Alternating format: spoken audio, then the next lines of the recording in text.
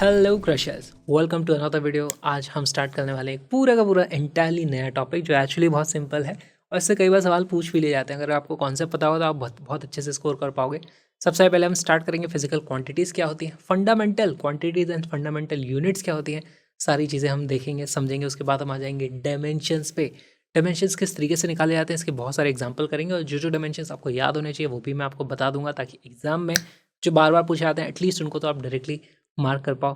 फिर हम देखेंगे डायमेंशनल एनालिसिस के क्या क्या यूज़ केसेस हो सकते हैं। जैसे सबसे पहला है कि अगर हमारी जो बेस डायमेंशंस है, बेस क्वांटिटीज़ है, उन्हीं को अगर हम चेंज कर दें तो किस तरीके के क्वेश्चंस वहाँ पर आते हैं। प्रिंसिपल ऑफ होमोजेनिटी वो क्या बोलता है, उसके भी कुछ एग्जांपल्स देख लेंगे।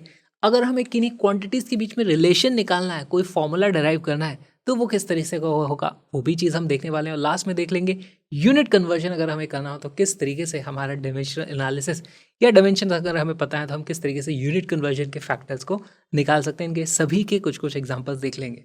उसके बाद आता है हमारा टॉपिक एरर्स। एरर्स होते क्या है, कितनी कैटेगरीज होती है, सबको समझेंगे। लेकिन उसके बाद हम आ जाएंगे एरर्स की उन कैलकुलेशन पे जो हमें करनी है। हमें समझना है ये मीन एब्सोल्यूट एरर क्या होता है जो सबसे ज़्यादा पूछा जाता है। बहुत सारे एग्जाम्पल्स भी आज हम उसके कर लेंगे। प्रिसीजन एंड एक्यूरेसी क्या होता है और एरर का प्रोपगेशन किस तरीके से होता है, कैलकुलेशंस में किस तरीके से एरर प्रोपगेट होता है, क्योंकि इसी पे सबसे ज़्यादा सवाल पूछे जाते हैं।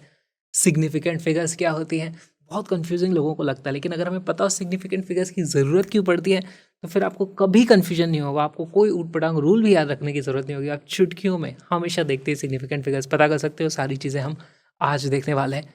और लास्ट में हम देख लेंगे कि हमारा 1 ईयर कैलिपर और ये स्क्रू गेज किस तरीके से काम करते हैं, इसके भी कुछ एग्जांपल्स देख लेंगे। तो आज का लेक्चर काफ़ी वाइड टाइप की वैरायटी हमारे पास आने वाली है, लेकिन सारी चीज़ें अपने आप में बहुत आसान है लेकिन ज़रूरी है। इसी के साथ आपको बता दूं कि इस वीडियो के बाद आपको कोई और वीडियो को देखने की ज़रूरत नहीं पड़ेगी। मेरा नाम विक्रांत किरार है और अब इस वीडियो को स्टार्ट करते हैं।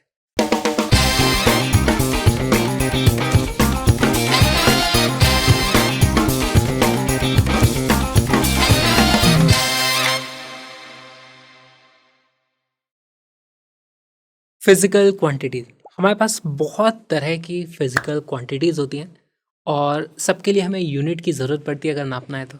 लेकिन सबकी अलग अलग यूनिट बनाने तो नहीं जा सकते और ज़रूरत भी नहीं है। ये तो कुछ ही हमने फ़िज़िकल क्वांटिटीज़ ली, बहुत सारी फ़िज़िकल क्वांटिटीज़ होती हैं जैसे मास, लेंथ, टाइम। अच्छा, यहाँ पे एरिया भी है, लेकिन एरिया को आप लेंथ को ही लेंथ से मल्टीप्लाई कर देते हैं तो हमारे पास एरिया की भी यूनिट आ जाती है। अगर जैसे मैंने लेंथ की यूनिट निकाल रखी है मीटर, तो एरिया क्या बन जाता है, मीटर स्क्वायर। सिमिलरली लेंथ से ही मैं वॉल्यूम की भी निकाल सकता हूँ यूनिट, मीटर क्यूब। या फिर मास को मैं वॉल्यूम से डिवाइड कर दूं, किलोग्राम पर मीटर क्यूब, तो मेरी डेंसिटी बन जाती है। लेंथ को अगर हम टाइम से डिवाइड कर दें तो वेलोसिटी बन जाती है। करंट को और हम टाइम से मल्टीप्लाई कर देते हैं तो हमारे पास चार्ज की यूनिट आ जाती है। तो इस तरीके से हम देखते हैं कि बहुत सारी यहाँ पर इंटरडिपेंडेंसी दिख रही है। अगर मैंने करंट को और टाइम को डिफाइन किया हुआ है तो चार्ज की यूनिट मैं यहाँ से निकाल सकता हूँ। या फिर अगर मैंने चार्ज और टाइम को डिफाइन किया हुआ है तो चार्ज पर यूनिट टाइम से मैं करंट को निकाल पाऊंगा। तो बेसिकली मुझे सबकी अलग अलग यूनिट्स निकालने की ज़रूरत नहीं है, कुछ सिंपल सी 7 मुझे चुन लेनी चाहिए। ऐसा पता चला है कि हमारे पास सिर्फ 7 फंडामेंटल क्वांटिटीज़ रहेंगी तो हम सारी की सारी यूनिट्स बना पाएंगे। तो ये जो 7 हैं ये हमारी फंडामेंटल क्वांटिटीज़ हैं। इनको इस तरीके से चुना गया है कि हमारी रोज़मर्रा में ज़िंदगी आसान रहे। आप बहुत ही कॉम्प्लिकेटेड 7 अलग अलग यूनिट्स कोई और फिजिकल क्वांटिटी सुन सकते थे, उनको भी आप फंडामेंटल क्वांटिटी बना सकते, लेकिन उससे आपकी ज़िंदगी थोड़ी मुश्किल हो जाती है, इसलिए इन 7 को चुना गया और ये बन जाती है हमारी 7 फंडामेंटल फिजिकल क्वांटिटीज़। ये आपको याद होनी चाहिए।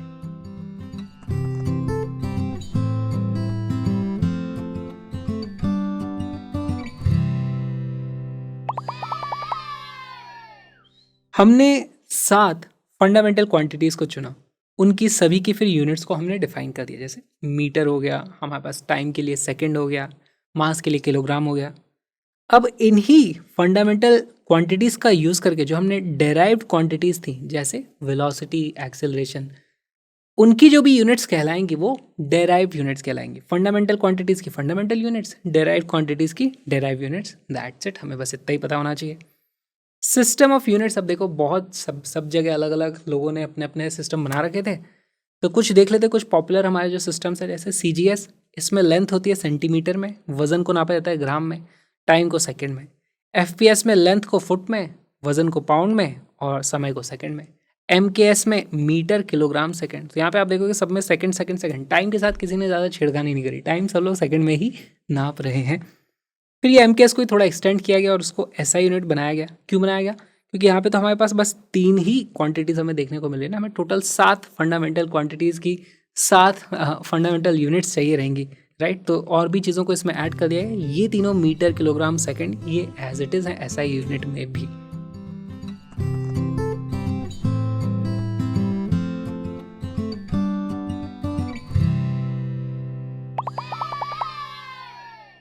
हमारी 7 फंडामेंटल क्वांटिटीज़, अब इनकी डेफिनेशन आप चाहो तो पढ़ लेना, नोट्स में आपको मिल जाएगी। लेंथ के लिए देखो यहाँ पे हमारे पास बेस क्वांटिटी है, उसका कुछ नाम है, उसका कुछ सिंबल है। साथ में हम और एक चीज़ को ऐड करेंगे कि इसका डायमेंशन किस तरीके से लिखा जाता है। तो डायमेंशन क्या होता है वो भी अभी डिटेल में देख लेंगे। जैसे हमारे पास लेंथ है, तो लेंथ को मीटर से बोला जाता है, उसका सिंबल है M, और लेंथ का जो डायमेंशन है उसको लिखा जाएगा L से। तो मैं यहाँ पर डायमेंशन लिखता जा रहा हूँ।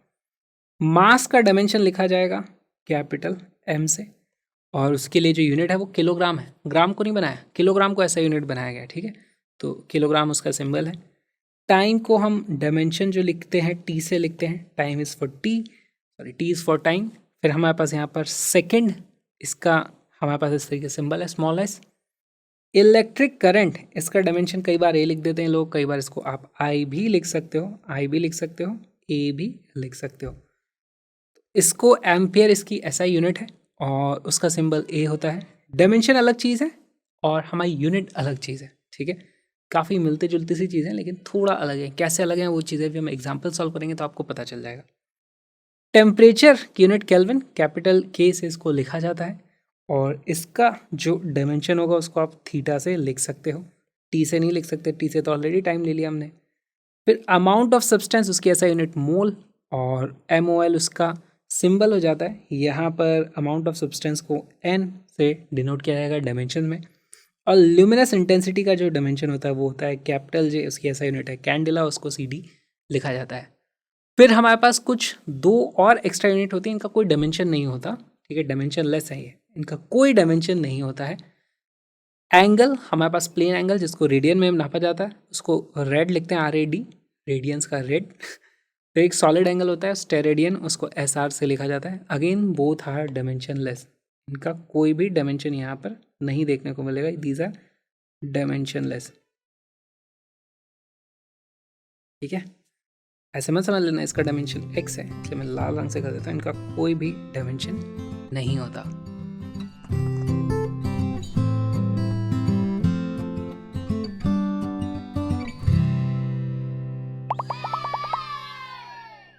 डायमेंशंस क्या होते हैं देखो, इसका एक एग्जांपल करते हैं, उससे आपको पता चल जाएगा। जैसे एक फिजिकल क्वांटिटी ले लो, वेलोसिटी।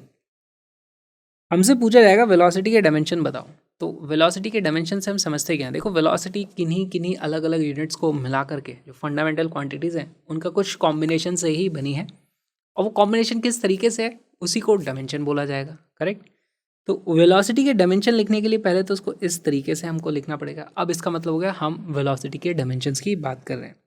अच्छा, वेलोसिटी क्या होती है? वेलोसिटी होती है लेंथ पर यूनिट टाइम। तो न्यूमरेटर में हमारे पास LENGTH लेंथ होगी, और नीचे होगा हमारे पास टाइम। इस तरीके से हमें बेसिकली इसके डायमेंशन पता करने हैं। और लेंथ हमारी फंडामेंटल क्वांटिटी है, टाइम भी हमारी फंडामेंटल क्वांटिटी है। फंडामेंटल क्वांटिटीज़ के जो डायमेंशन होते हैं उसको आप L भी लिख सकते हो, टाइम को आप T लिख सकते हो। ये चीज़ें हम देख चुके हैं। इसी को हम लिख देते हैं LT-1, है ना, क्योंकि T नीचे था तो वो ऊपर आ जाएगा। अब यहाँ पर देखा जाएगा तो हमारे पास 2 फंडामेंटल क्वांटिटीज़ का यूज़ किया गया है, लेकिन डायमेंशन किस तरीके से लिखा जाता है? सारी की सारी चीज़ें लिखी जाती है। जैसे M का 0 है, L का 1 है, T का -1 है। उसके बाद आप करंट का भी लिख सकते हो, एम्पियर, वो भी 0 है। हमारे पास ल्यूमिनस इंटेंसिटी वो भी 0 है, टेम्परेचर थीटा वो भी 0 है, और क्या बच गया? एक अमाउंट ऑफ सब्सटेंस वो भी 0 है। इस तरीके से इसका टोटल लिखा जाएगा। टोटल 7 डायमेंशंस में कितने कितने डायमेंशन आ रहे हैं? लेंथ में इसका 1 है, टाइम में -1 है, बाकी सब में 0 है।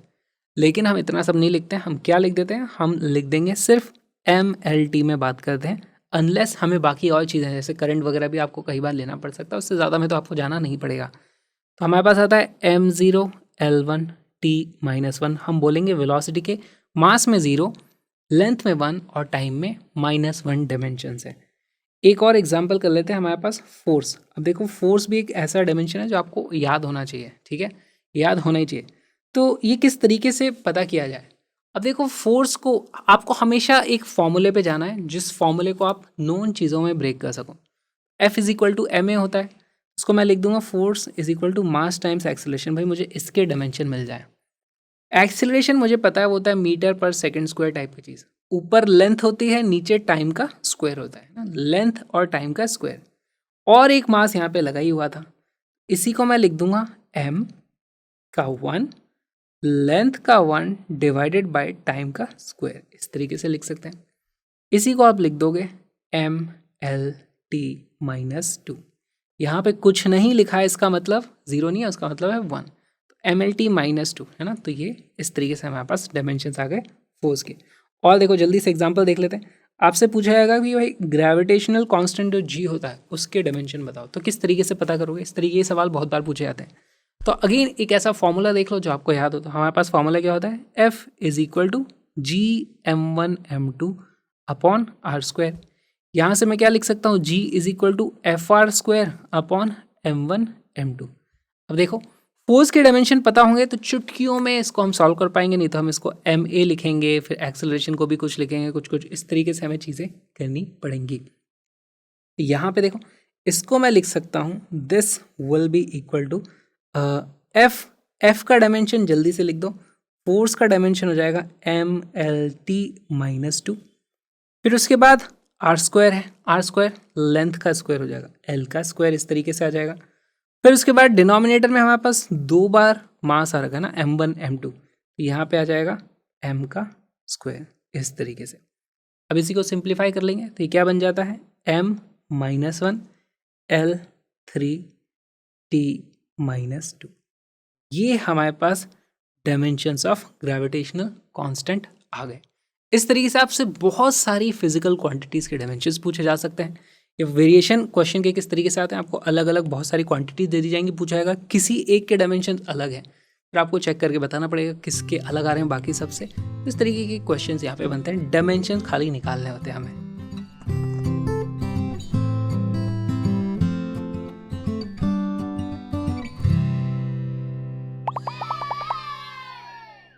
Which one of the following represents the correct dimensions of the coefficient of viscosity? तो यहाँ पे कोफिशिएंट ऑफ विस्कोसिटी का आपको कोई फॉर्मूला पता होना चाहिए। तो मैं आपको फॉर्मूला बता देता हूँ जो हम फ्लूइड्स में पढ़ चुके हैं। कोफिशिएंट ऑफ विस्कोसिटी के हिसाब से हमारे पास जो फोर्स की वैल्यू आती थी वो क्या होती थी? Eta a delta v upon delta l, या फिर इसको हम d v upon d l लिखते थे, है ना, या वेलोसिटी ग्रेडियंट हम इसको बोला कर सकते थे। अच्छा एक बात बताओ, डेल्टा वी के डायमेंशन क्या होते हैं? डेल्टा वी के डायमेंशन वही होंगे चेंज इन वेलोसिटी, बेसिकली जितना मतलब चेंज इन वेलोसिटी 0 से 2 हो गई है ना, तो चेंज कितना बोलेंगे हम? चेंज आया है 2 का, लेकिन क्या 2 मीटर पर सेकंड का ही चेंज आया है। तो चेंज की भी सेम यूनिट्स होती हैं, सेम डायमेंशन होते हैं। तो आप इसको वेलोसिटी की तरह ट्रीट कर सकते हो, इसको लेंथ की तरह ट्रीट कर सकते हो। यहाँ से हमें क्या मिल जाता है? हमें ईटा की जो वैल्यू आ जाती है हो जाती है F delta L upon A delta we. अब आपको पता करना है भाई dimension of coefficient of viscosity. ये वैल्यू यहाँ पे सारी की सारी वैल्यूज रखते हो। वीडियो को पॉज करो, क्वेश्चन को सॉल्व करो।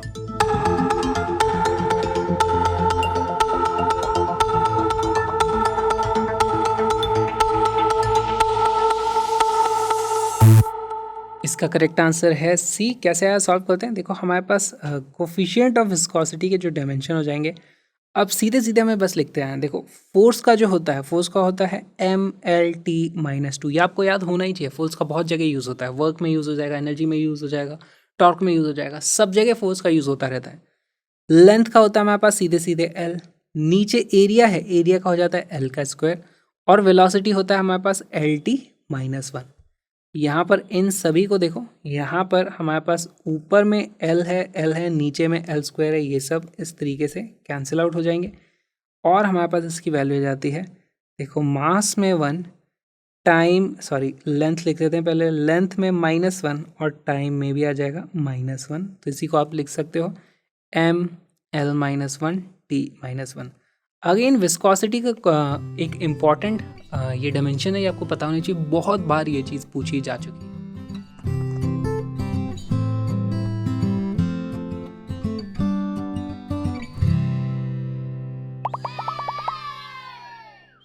Out of the following pairs which one does not have identical dimension. तो देखो इस तरीके के सवाल पूछे जाते हैं, आपको पेयर दे दिए हैं, angular momentum, Planck constant, impulse, momentum, work, torque. इस तरीके से आपको बताना है इन दोनों के डायमेंशन सेम है, इन दोनों के सेम है, इन दोनों के सेम है, इन दोनों के सेम है, किसके सेम नहीं आ रहे हैं।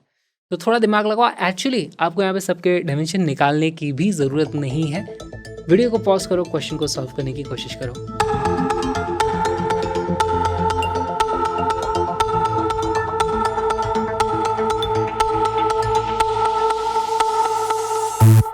इसका करेक्ट आंसर है सी। कैसे है देखो, एंगुलर मोमेंटम और प्लैंक कांस्टेंट। तो क्या आपको बोर्स एटॉमिक मॉडल याद है? बोर्स एटॉमिक मॉडल में क्या आया था हमारे पास, mvr जो था हमारा एंगुलर मोमेंटम, उसकी वैल्यू कितनी आई थी, nh/2π, राइट। क्या बोलते थे हम, एंगुलर मोमेंटम इज क्वांटाइज्ड। तो अभी जो n होता है वो तो नंबर होता है 1 2 3। बेसिकली जो प्लैंक्स कांस्टेंट है वो एंगुलर मोमेंटम ही है ना। तो हमारे पास प्लैंक्स कांस्टेंट के डायमेंशन, एंगुलर मोमेंटम के डायमेंशन सेम होने वाले हैं, तो ये वाला तो हमारा करेक्ट हो जाता है, इन दोनों के डायमेंशन सेम होंगे। इम्पल्स एंड मोमेंटम, इसके बारे में आपको क्या पता है? हमने ये देखा था कि हमारे पास जो मोमेंटम होता है, चेंज इन मोमेंटम, वही तो हमारे पास इम्पल्स होती थी, राइट। तो अगर दोनों चीज़ें ही सेम है तो दोनों के डायमेंशन भी सेम ही होंगे, तो ये भी हमारे करेक्ट आ जाता है। Moment of inertia end moment of a force. Moment of a force क्या होता है पहले ये बताओ। मोमेंट ऑफ अ फोर्स हमें पता है वो चीज़ टॉर्क होती है ना, moment of force is torque. Torque का क्या फॉर्मूला हमें मालूम है? टॉर्क का हमें फॉर्मूला दिया गया है, torque is equal to I times alpha. अब देखो torque is not equal to I, यहाँ पर ये डायमेंशनलेस नहीं होता है। अल्फा का मतलब क्या होता है? अल्फा होता है हमारा रेडियन पर सेकेंड। अब रेडियन तो डायमेंशनलेस है, लेकिन ये सेकेंड डायमेंशनलेस नहीं है, तो इसके कारण दोनों के डायमेंशन में अंतर आ जाता है, इसीलिए ये हमारा करेक्ट आंसर बन जाएगा। And work and torque. Work देखो क्या होता है, वर्क होता है हमारा F.S, टॉर्क होता है हमारे पास, टॉर्क की वैल्यू क्या होती है F, और हमारे पास वहाँ पर भी एक डिस्टेंस R क्रॉस F होता है ना, R क्रॉस F। तो यहाँ पे मैं लिख दूंगा this will B R cross. इसकी जो यूनिट आती थी वो आती थी हमारे पास न्यूटन मीटर, जिसे हम जूल बोल देते थे, है ना। और इसकी जो यूनिट आती है उसे हम न्यूटन मीटर, टॉर्क को ऐसे ही लिखा जाता है, तो न्यूटन मीटर, राइट। तो हमारे पास इन दोनों की यूनिट भी देखो, newton and metre, newton and metre, तो इसके आप डायमेंशन निकालोगे तो वो भी सेम आ जाएंगे। अगेन इन दोनों के हमारे पास डायमेंशन सेम आ जाते हैं।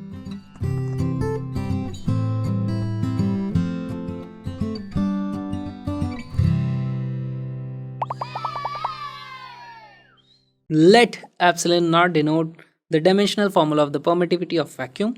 If m is equal to mass, L is equal to length, T is equal to time, and A is equal to electric current, then dimensions of permittivity of vacuum हमें बताना है।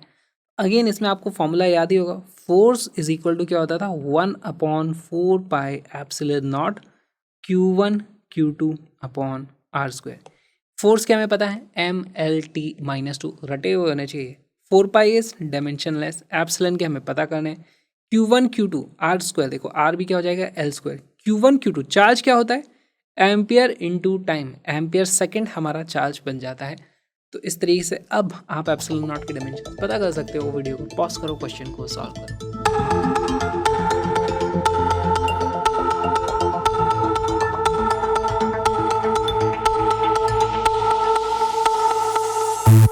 इसका correct answer है B. Solve करते हैं कैसे, तो यहाँ से हमारे पास आ जाएगा dimensions of epsilon naught will be equal to, हमारे पास आ जाएगा सामने की तरफ Q1 Q2 upon F R square, क्योंकि 4 ये जो 4 वाला फैक्टर है this is dimensionless,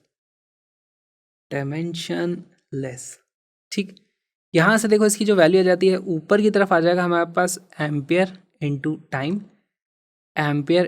time, denominator में आ जाएगा MLT-2, और एक है हमारे पास रेडियस का स्क्वायर यानी कि लेंथ का स्क्वायर, ठीक है। रेडियस नहीं था, सॉरी, दो चार्ज के बीच का जो डिस्टेंस होता है, फीलिंग समझो लेंथ आ गई। यहाँ से इसको मैं लिख सकता हूँ dimensions of epsilon naught are equal to m, ऊपर चला जाएगा तो वो आ जाएगा मास में -1 m-1। लेंथ में कितना आ रहा है, लेंथ में आ रहा है 1 2 3, तो वो नीचे है तो ये जाएगा -3। टी में कितना आ रहा है, टी में आ रहा है हमारे पास 1 2 और ये -2 भी ऊपर जा करके 4 आ जाएगा, वो आ जाएगा टी में 4 एंड एम्पियर का स्क्वायर। इस तरीके से मुझे देखने को मिलेगा, विच इज ऑप्शन बी। अब देखो ये वैल्यू आपको याद होनी चाहिए। सिमिलरली एक और वैल्यू है जो आपसे बार बार पूछी जाएगी, ये थी हमारी परमिटिविटी। दूसरा आपसे पूछा जाता है परमिएबिलिटी, उसका आप किस तरीके से बताओगे।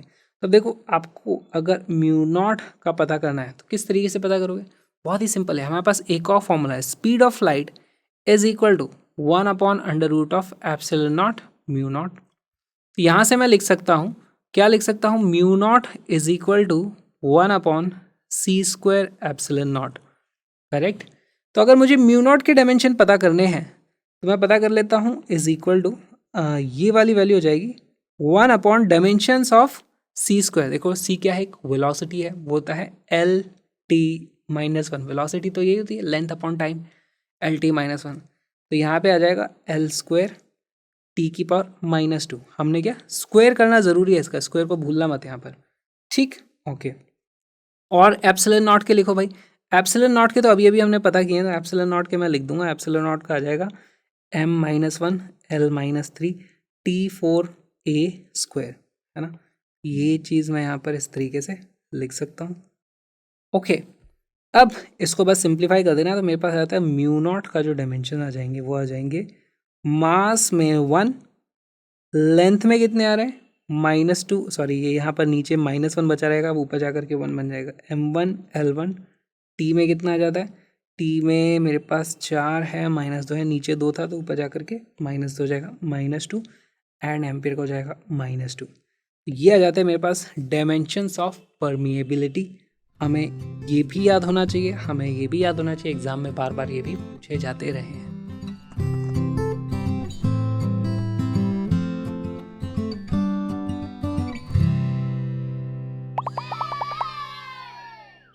चेंजिंग बेस क्वांटिटीज़ या फिर चेंजिंग बेस डायमेंशन, तो इसमें होता क्या है, हमारे जो बेस डायमेंशन है जैसे m l n t, इनकी जगह हम कोई और डायमेंशन रख दें तो कोई और जो फिजिकल क्वांटिटी होगी उसके भी डायमेंशन चेंज हो जाएंगे। जैसे एनर्जी को डेंसिटी, प्रेशर और फोर्स के डायमेंशन में अगर हमें लिखना है तो कैसे लिखेंगे। तो देखो पहली बात तो एनर्जी होती क्या है, एनर्जी ENERG, एनर्जी के जो डायमेंशन होते हैं वो कितने होते हैं, इसको आप कैसे लिखोगे। एनर्जी को आप ऐसे लिखो, एनर्जी होती है वर्क के बराबर, है ना। वर्क हो जाता है कितना, force into displacement, force into displacement. Force कितना होता है MLT-2 इनटू डिस्प्लेसमेंट यानी कि L। तो एनर्जी के जो डायमेंशन होते हैं वो हमारे पास आ जाते हैं ML2T-2।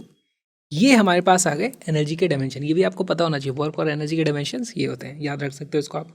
ऑलराइट, अब हमें देखना है कि सेम चीज़ को हम कैसे लिख सकते हैं डेंसिटी, प्रेशर और फोर्स के डायमेंशन की टर्म्स में। तो देखो इसी को मैं लिख दूंगा, मुझे नहीं पता वो डायमेंशन कितने आने वाले हैं। लेट से डेंसिटी में आ जाता है A, प्रेशर में आ जाता है B और हमारा जो फोर्स है उसमें आ जाती है वो वैल्यू C। ये दोनों चीज़ें बराबर होनी चाहिए। अब इसको आप कैसे बराबर करोगे, इस टाइप की इक्वेशन को कैसे सॉल्व करना होता है। देखो यहाँ पे मैं लिख दूंगा, लेफ्ट हैंड साइड में आ जाएगा मेरे पास ML2T-2 will be equal to, right hand side में देखो हमारे पास क्या है, डेंसिटी के डायमेंशन कितने होते हैं। डेंसिटी के डायमेंशन होते हैं, डेंसिटी होती है मास पर यूनिट वॉल्यूम। तो मास पर यूनिट वॉल्यूम, या फिर इसको लिख सकते हो आप मास और नीचे लेंथ का क्यूब। तो इसके डायमेंशन हो जाएंगे ML-3। बस ये हो गई हमारी डेंसिटी, इसकी पावर हमने क्या चढ़ाई हुई है, A। नेक्स्ट है हमारा प्रेशर। प्रेशर के डायमेंशन क्या होता है, देखो प्रेशर को आप लिख सकते हो, प्रेशर होता है force per unit area. Force होता है अगेन MLT-2, एरिया होता है हमारे पास L2। तो यहाँ से प्रेशर के जो डायमेंशन आ जाएंगे वो आ जाएगा, क्या आ जाएगा, ML-1T-2 ना, ये जाएगा ML-1T-2, ठीक है। इसकी पावर हमारे पास B होनी चाहिए। फिर तीसरा हमारे पास फोर्स की पावर C। फोर्स के तो हमें याद है MLT-2, इसकी पावर C इस तरीके से चढ़ा दो। अब लेफ्ट हैंड साइड में और राइट हैंड साइड में चीज़ें बराबर होनी चाहिए, तो इसमें हम इक्वेशन किस तरीके से लिखते हैं। देखो हमारे पास वेरिएबल कितने हैं, 1 2 3, और 3 ही इक्वेशन लगेंगे हमें इसे सॉल्व करने के लिए। 3 इक्वेशन कहाँ से आएंगे, हमारे पास मास के कुछ डायमेंशन इधर आएगी पावर लेफ्ट हैंड साइड पे, और यहाँ पे भी कुछ वैल्यू आने वाली है, तो उससे हमें एक इक्वेशन मिलेगी। सिमिलरली हमारे पास 3 इक्वेशन आ जाएंगे। स्टार्ट करते हैं। सबसे पहले मास के लिए अगर मैं लिखूँ तो लेफ्ट हैंड साइड में मेरे पास मास की पावर है 1 यहाँ पे, तो 1 is equal to right hand side में मास के कितने हैं, m के लिए a चढ़ा हुआ है, इस m के लिए b चढ़ा हुआ है, इस m के लिए c चढ़ा हुआ है ना, ये जो बाहर पावर है। तो m की टोटल पावर कितनी आ जाती है, a plus b plus c। ठीक, ये हो गई हमारी पहली इक्वेशन। दूसरा मैं अब लेंथ के लिए देख लेता हूँ।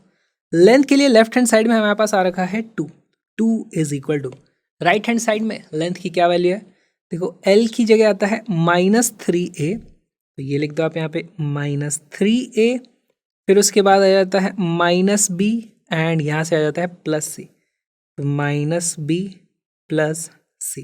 ये हो गई हमारे पास दूसरी इक्वेशन। और तीसरी इक्वेशन इसी तरीके से आ जाएगी। हमारे पास t को अगर आप कंपेयर करोगे तो लेफ्ट हैंड साइड पे आता है -2, है ना, यहाँ पे -2 है, is equal to right hand side पे देखो a वाली तो कोई टर्म नहीं आएगी, यहाँ से हमारे पास आता है -2b, और यहाँ से आ जाता है हमारे पास -2c, या फिर इसी को मैं लिख सकता हूँ 1 is equal to b plus, है ना, -2 सब जगह से कैंसिल आउट हो जाएगा, 1 is equal to b plus c आ जाता है। अच्छा, इसी को अब ये 3 इक्वेशन है, इनको हमें सॉल्व करना है, 3 वेरिएबल है, आराम से किया जा सकता है। जैसे यहाँ से b प्लस सी की वैल्यू 1 होती है, इस जगह b प्लस सी की जगह 1 रख दूँ, यहाँ राइट हैंड साइड में लेफ्ट हैंड साइड में ऑलरेडी 1 है, तो इससे मुझे पता चल जाता है a इज इक्वल टू 0, हाँ, इससे मुझे पता चल जाता है a इज इक्वल टू 0। अब a की वैल्यू 0 आ चुकी है, तो मुझे पता चल जाता है b plus c is equal to 1, ये तो है ही सही, and c minus b is equal to 2, यहाँ से क्योंकि ये वाली वैल्यू तो हो चुकी है 0, तो मेरे को एक और इक्वेशन मिलती है c minus b is equal to 2। यहाँ से मैं इन दोनों को अगर ऐड कर दूँ तो b से b कैंसिल हो जाएगा, 2c इज इक्वल टू 3 आ जाता है, यानी c इज इक्वल टू 3/2 आ जाता है। This implies c is equal to 3/2, और यहाँ पे c की वैल्यू 3/2 आ जाएगी, तो b की वैल्यू -1/2 आ जाएगी ना, b is equal to -1/2, b is equal to -1/2। ये हमने सॉल्व भी कर लिया। अब हमें बस वैल्यूज़ को यहाँ पर रख देना है। हमारे पास एनर्जी के जो डायमेंशन आ जाएंगे, dimensions of energy will be equal to क्या है, डेंसिटी में 0, प्रेशर में b की वैल्यू कितनी आई थी -1/2, और हमारे पास लास्ट क्या था, फोर्स में 3/2, ये बन जाता है हमारा करेक्ट आंसर। तो इस तरीके के सवाल भी पूछे जाते हैं, उनमें आपको एग्जैक्टली यही करना होगा। मोस्ट केसेस में आपको एग्जैक्टली 3 इस तरीके के कुछ नए नए डायमेंशन दे दिए जाएंगे। कोई एक और क्वांटिटी होगी, एनर्जी की जगह कुछ और हो सकता था, यहाँ पे पावर हो सकता था। उस तरीके से आपको एग्जैक्ट सेम प्रोसीजर हमेशा फॉलो करना होगा।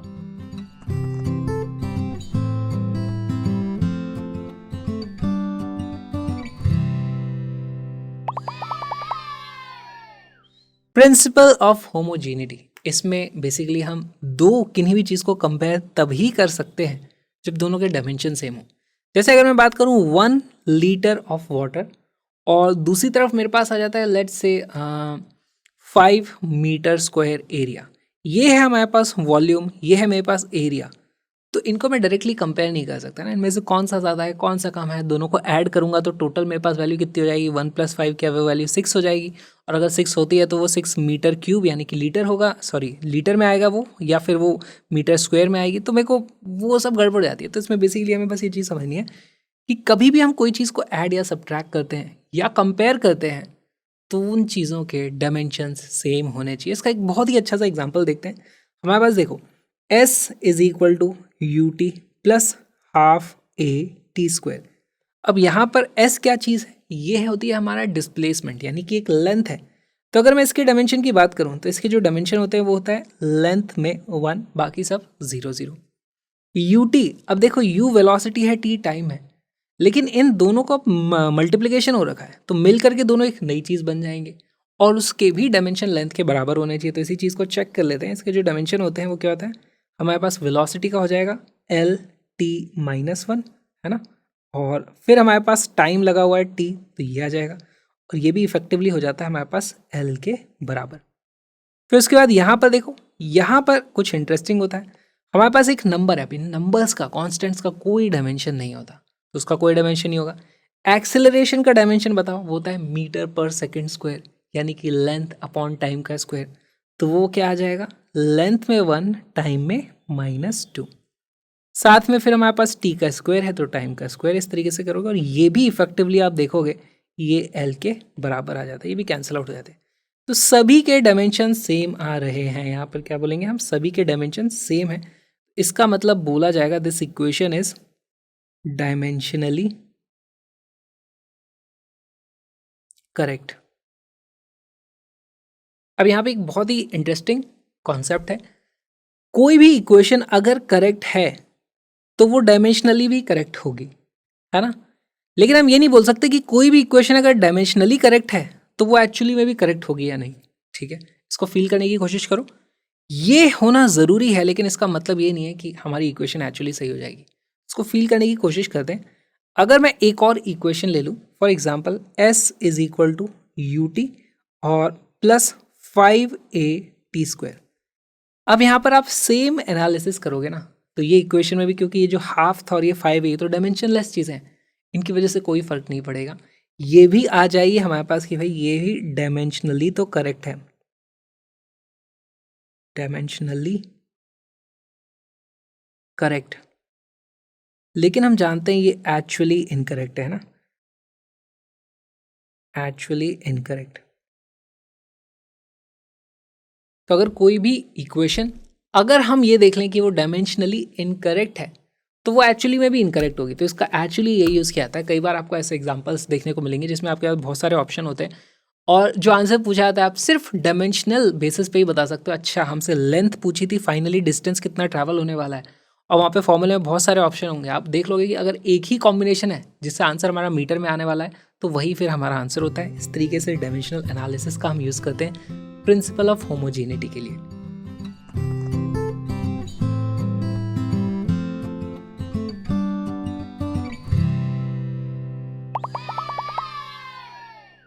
प्रिंसिपल ऑफ होमोजेनिटी में हमारे पास कोई भी इक्वेशन है, उसके सभी टर्म्स जो ऐड या सब्ट्रैक्ट हो रहे हैं उन सभी के डायमेंशन सेम होने चाहिए। मल्टीप्लाई होकर के हमारे पास 5-6 क्वांटिटीज़ को मल्टीप्लाई कर रहे हैं, सबके डायमेंशन अलग हो सकते हैं, लेकिन मिला करके जो क्वांटिटी बन रही है उसके डायमेंशन बाकी सभी क्वांटिटीज़ के बराबर होने चाहिए, तभी वो इक्वेशन करेक्ट है। इसका देखो यूज़ कहाँ पे आता है। इसमें एक और चीज़ देखो, सबसे इंपॉर्टेंट चीज़ ये है, अगर मेरे पास साइन ऑफ समथिंग है, अच्छा साइन के अंदर जो वैल्यू आती है वो क्या चीज़ होती है, वो एक एंगल होता है। यहाँ पर हमारे पास रेडियन ही आ सकता है, और आपको बता दिया था स्टार्टिंग में कि रेडियन एक डायमेंशन लेस क्वांटिटी है। ये डायमेंशन लेस वो होना ही चाहिए, डायमेंशन लेस। तो इसके अंदर मान लो ऐसी कोई चीज़ है ab³ / तो यहाँ पर a, b और c वो जो भी हैं उन सभी के डायमेंशंस मिलू करके हमारे पास नेट MLT सब में 0 0 0 आना ही पड़ेगा, उसको डायमेंशनलेस होना ही पड़ेगा, नहीं तो वो यहाँ पर अंदर आर्ग्यूमेंट नहीं बन सकता। सिमिलरली जैसे हम यहाँ पे ओमेगा टी लिखते हैं, तो ओमेगा क्या होता है, हमारी रेडियन पर सेकेंड, टाइम होता है हमारा सेकेंड, सेकेंड कट जाता है, अंदर बस रेडियन बचता है, रेडियन इज डायमेंशनलेस। सिमिलरली हमारे पास कुछ और फंक्शन है, जैसे e⁻⁴ समथिंग है ना। अब ये जो भी चीज़ होगी वो भी डायमेंशनलेस होनी चाहिए। और ई भी क्यों हो, यहाँ पर ई की जगह अगर 5 है, 10 है, कोई भी नंबर है, उसकी पावर अगर चढ़ रही है, कोई भी पावर चढ़ेगी, एक्सपोनेंट होगा, तो वो भी डायमेंशनलेस होना चाहिए। सिमिलरली हमारे पास और कुछ फंक्शन हो सकते हैं, जैसे लॉग है, अगर लॉग का जो बेस है और जो उसका आर्ग्यूमेंट यहाँ पर होता है, सभी हमारे पास डायमेंशनलेस होने चाहिए। तो इस पे बेस भी कुछ क्वेश्चंस आते हैं, इसका एक बहुत ही अच्छा सा PYQ देखते हैं तो आपको सारी क्लैरिटी आ जाएगी।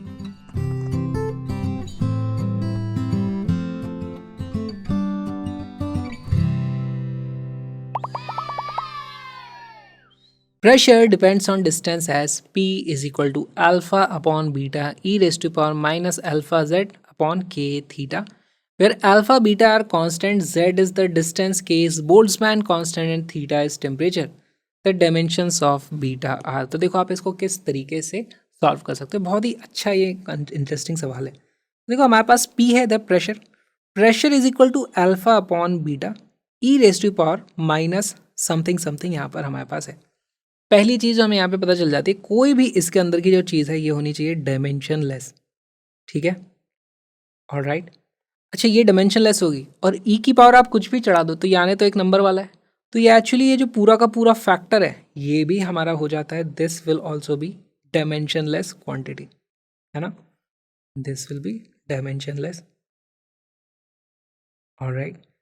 इसके बाद अल्फा अपॉन बीटा, अब अल्फा के कुछ भी डायमेंशन हो सकते हैं, बीटा के कुछ भी डायमेंशन हो सकते हैं, उन दोनों को डिवाइड करोगे तो ये जो एक नई टर्म बन गई इसके डायमेंशन प्रेशर के डायमेंशन के बराबर होने चाहिए, तो ये भी आप यहाँ पे देख लो, यहाँ पर इसके जो डायमेंशन हो जाएंगे this must be equal to dimension of pressure. अब प्रेशर के डायमेंशन क्या होते हैं, तो प्रेशर के डायमेंशन होते हैं force per unit area, force होता है हमारा MLT-2, एरिया होता है हमारे पास L2, तो प्रेशर के क्या हो जाएंगे ML-1T-2, क्या जाता है ML-1T-2। अब इसमें आपको किसके बताने, हमसे पूछा डायमेंशन ऑफ बीटा आर, तो बीटा के डायमेंशन के लिए मुझे प्रेशर के तो डायमेंशन पता है, अल्फा के मुझे नहीं पता, अगर अल्फा के भी पता चल जाए तो बीटा के तो मैं बता ही लूँगा। अल्फा के मैं कैसे पता कर सकता हूँ, अल्फा के एक्चुअली यहाँ से पता चलेंगे, इस पूरे के डायमेंशन जीरो होने चाहिए, यहाँ पर z डिस्टेंस है, k और थीटा भी हमें बता दिया है क्या क्या चीज़ है, तो अल्फा के आप डायमेंशन निकाल सकते हो इस तरीके से कि इस पूरे के डायमेंशन जीरो हो जाए, 0 0 0, है ना।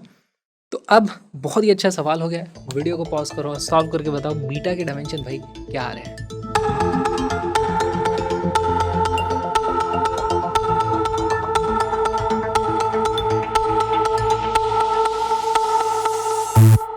इसका करेक्ट आंसर है सी। कैसे है, सॉल्व करते हैं। तो स्टार्ट करेंगे हम कि हमारे पास ये अंदर वाली जो टर्म है इसको पहले डायमेंशनलेस कर देंगे, तो यहाँ से अल्फा का पता चल जाएगा, अल्फा का पता चल जाएगा तो फिर बीटा का भी पता चल जाएगा। तो देखो हमारे पास आ जाता है अल्फा जेड अपॉन के थीटा, इसके जो डायमेंशन होंगे वो 0 होने चाहिए, तो 0 ऐसे नहीं लिखेंगे, इसको हम क्या लिखेंगे M0L0T0, ठीक।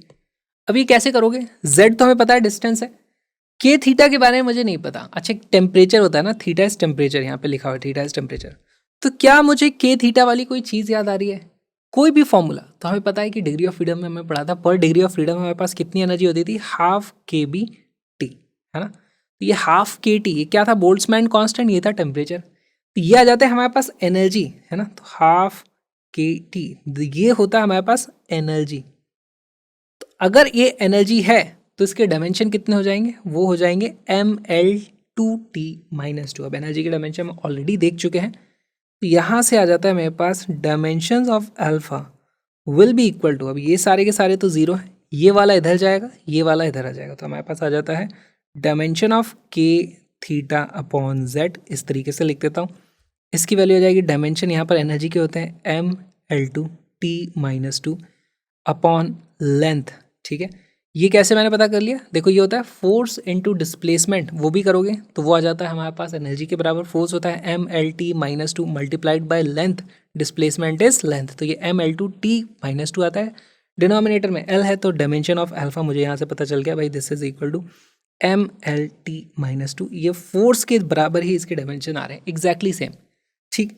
अब एक बात बताओ, यहाँ पर मुझे दिख रहा है अल्फा और बीटा पता चल रहा है, तो देखो प्रेशर क्या होता है मेरे पास, फोर्स अपॉन एरिया, अल्फा के डायमेंशन फोर्स के बराबर आ ही रहे हैं, तो बीटा को एरिया के बराबर होना ही पड़ेगा, यहाँ से मुझे पता चल जाता है, वैसे देख के पता चल गया, बीटा की वैल्यू अगर एरिया होनी है तो उसके डायमेंशन L2 लेंथ का स्क्वायर ही हो सकते हैं, जो ये वाला ऑप्शन करेक्ट है, मुझे तो अभी पता चल चुका है आंसर, लेकिन फिर भी मैं आपको सॉल्व करके दिखा देता हूँ। यहाँ पर हम लिखेंगे dimension of beta will be equal to dimension of alpha divided by dimension of pressure. Dimension of alpha कितना होता है, डायमेंशन ऑफ अल्फा वो आ चुका है हमारे पास MLT-2, डिनोमिनेटर में हमारे पास प्रेशर का डायमेंशन जो हम ऑलरेडी निकाल चुके थे वैल्यू आती है ML-1T-2, यहाँ पे आप देखोगे M से M कट गया, T-2 से T-2 कट गया, और ये जो वैल्यू आ रही है ये हमारे पास आ रही है L², basically dimension of beta is equal to M0L2T0, इस तरीके से हम लिख सकते हैं, C becomes a correct. Doom doom doom. इस वीडियो को पूरा देखने के लिए अब आपको क्रैशअप लर्निंग ऐप पे आना पड़ेगा। ये हमारी JEE सीरीज़ का लास्ट वीडियो है, 43 वीडियोस में हमने पूरी की पूरी फिजिक्स कम्प्लीटली कवर कर ली है। बहुत सारे 11th और 12th के सारे कॉन्सेप्ट, बहुत सारे previous year question, important question, सब कुछ इसमें आपको मिल जाएगा। Link is in the description. By the way 11th और 12th के सारे नोट्स का कलरफुल PDF फ्री में अवेलेबल है। वहीं कोर्स पेज पे आपको उसका भी लिंक मिल जाएगा, ज़रूर उसको डाउनलोड कर लो, लास्ट मिनट रिवीजन के लिए अच्छी है। या फिर आप उसका कलर्ड PDF खरीद भी सकते हो, प्रिंट आउट, जिसका लिंक भी आपको डिस्क्रिप्शन में मिल जाएगा। साथ में मेरे व्लॉगिंग चैनल को भी सब्सक्राइब कर लेना, क्योंकि मैं जा रहा हूँ ऑल इंडिया रोड ट्रिप पे, तो व्लॉग बना के आप भी मेरे साथ चलो, देखना व्लॉग्स को। और अब हम मिलेंगे अगला कोर्स जो है JEE एडवांस का। तब तक के लिए ऑल द बेस्ट।